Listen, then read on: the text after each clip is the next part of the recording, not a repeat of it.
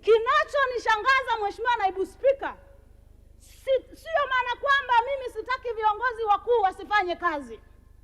Lazima tuheshimu mfumo tuliouweka wenyewe. Leo hii waziri mkuu kutoka kujadili mambo magumu ya nchi, kujadili mikataba mikubwa ya kiuwekezaji, kushuka kijijini kwenda kusikiliza mtu aliyeachika na mume wake. Tuwe serious Naibu Spika. Maana yake tunataka waziri mkuu aache ratiba zake za kiwaziri mkuu. Jamani, waziri mkuu ni mtu namba 3 kwenye nchi. Namba 3. Tulitamani waziri mkuu yamfikie mambo ambayo hata mawaziri wa wizara nyingine wameshindwa. Tulitamani. Lakini hawa mawaziri wana manaibu waziri, tena watoto wadogo, damu zinachemka kabisa. Taarifa.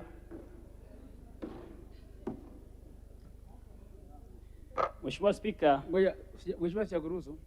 Mheshimiwa Sigrada, una taarifa kutoka Mheshimiwa Naibu Waziri Ofisa Waziri Mkuu TAMISEMI. Mheshimiwa Dr. Jafari.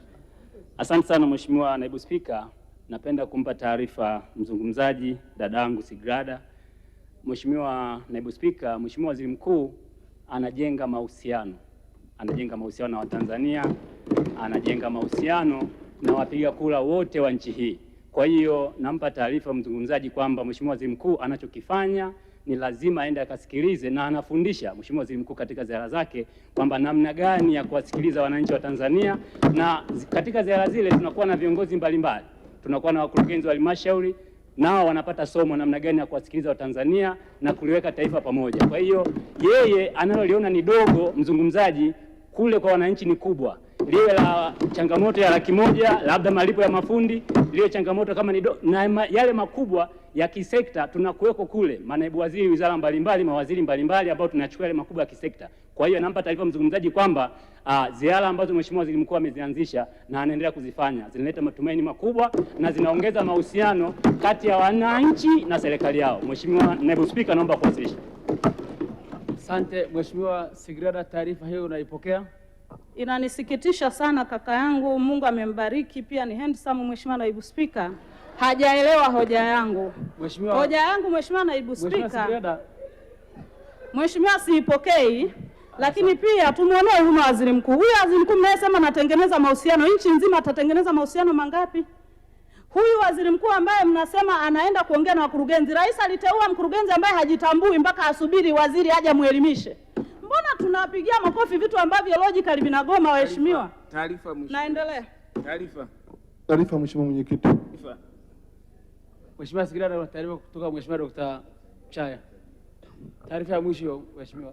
Mheshimiwa Naibu Spika, kwanza nimshukuru sana Mheshimiwa Sigrada kwa michango yake, lakini naomba tu nimpe taarifa kwamba moja ya kazi ya waziri mkuu ni kuisimamia serikali, na katika jukumu la kuisimamia serikali mojawapo ni kufuatilia lakini na kutathmini. Kwa kile anachokifanya Mheshimiwa Waziri Mkuu ni sehemu ya majukumu yake, lakini anafanya vile kwa ajili ya vile kutufundisha sisi wengine kwamba hivi ndivyo ambavyo tunatakiwa kuisimamia serikali. Kwa hiyo naomba nimpe taarifa Mheshimiwa Sigrada kwamba kile anachokifanya waziri mkuu kipo ndani ya scope ya majukumu yake, na anafanya hivi kwa lengo la kuhakikisha kwamba hata wale wa chini sasa wajua wanatakiwa kuwajibika katika kusimamia serikali. Nashukuru mheshimiwa. Asante Mheshimiwa Sigrada, taarifa hiyo unaipokea? Asante Mheshimiwa Naibu Spika, siipokei, lakini namuonea huruma waziri mkuu kwa sababu tafika amechoka sana.